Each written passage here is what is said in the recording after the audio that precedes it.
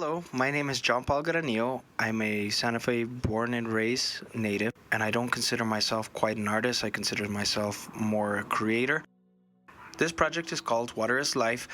I'm focusing on two murals integrated into this collective art project, which equals 1,216 feet.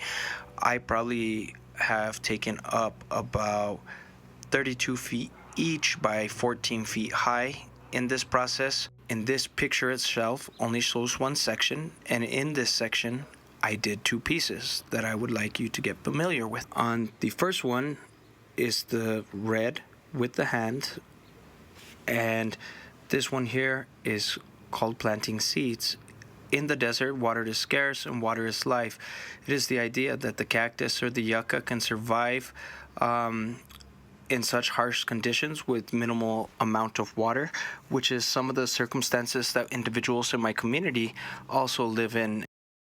So in the second piece, you have the idea of the Americas inside the New Mexico flag, and focused on the dryness and bareness of the land, but it's an abundance of the cactus kind of coming out, and it's talking about even though there is the scarcity, there's also an abundance of relationship building and commonalities in between different cultures and cross sections and history throughout New Mexico or other parts of the United States. This one here was particularly focused on New Mexico with New Mexico youth, so I really wanted to focus on some of the things that the youth wanted to talk about in this one, and it's another one that I wanted to share with you. It's part of that first Water is Life project that was commissioned by the city of Santa Fe, and so altogether I believe the wall totals 1,216 feet. Okay, the second piece I'd like to introduce you to is the masks we wear.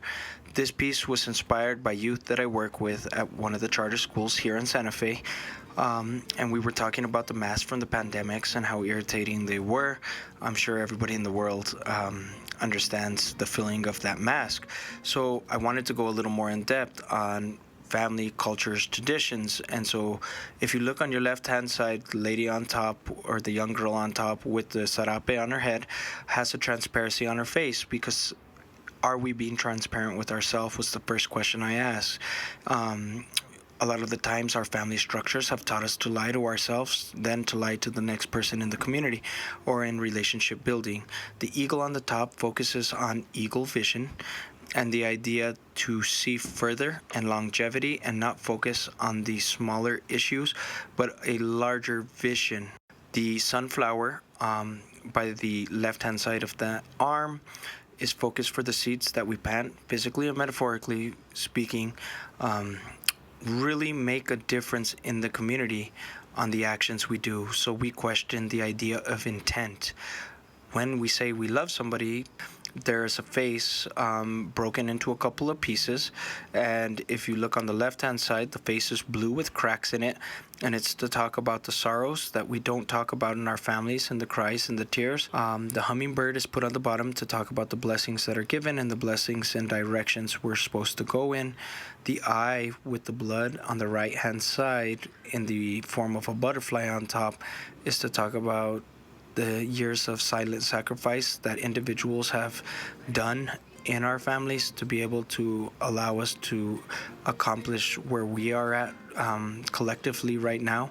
So maybe your grandparents sacrifice something so your mother can get on the ladder, and then your mother sacrificed something in silence for you, and you so on forth for your children. And so that's one thing I wanted to focus on. And then if you look at the young girl's hand with the sarape, there's a mask that we have to wear in the ideal of the capitalist America. So it's, what mask do you wear when you go to work? What mask do you wear when you have friendships or when you're alone by yourself? Do you unravel, and what's under that mask? Back end on the yellow part, it says amor for yourself. So it's like, do you love yourself? We tell everybody else that we love them, but we forget to fail majority of the time to stop and love ourselves. If you look on the right-hand side, right behind her, there's REAMS, and that is for dreams. It's the dreams that we forgot and are covered up by those compromised spaces. So it's talking about loving yourself and compromised space at the same time. And last but not least, on our left-hand corner on the bottom, is a young individual with a luchador mask, which is sometimes our parents don't even fight for us. We have to fight for ourselves. And there's a lot more to this piece that I get into, but I want to keep this one short and simple. Hope you enjoyed.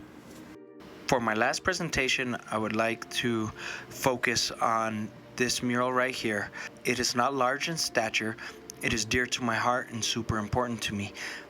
This was done this year, 2023, with my youth that I've worked with over the years.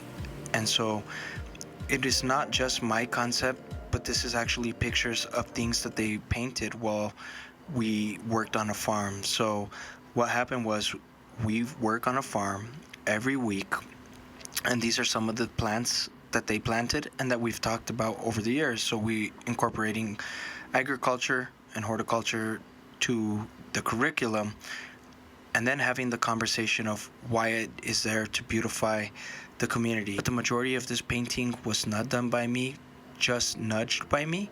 I did get in and touch it with the brush here and there because they asked me to, but really this one focuses on the strength of building community and relationships, which is what I'm trying to do with the majority of my projects, is focus on building, healing, and creating space. Thank you for your time and consideration.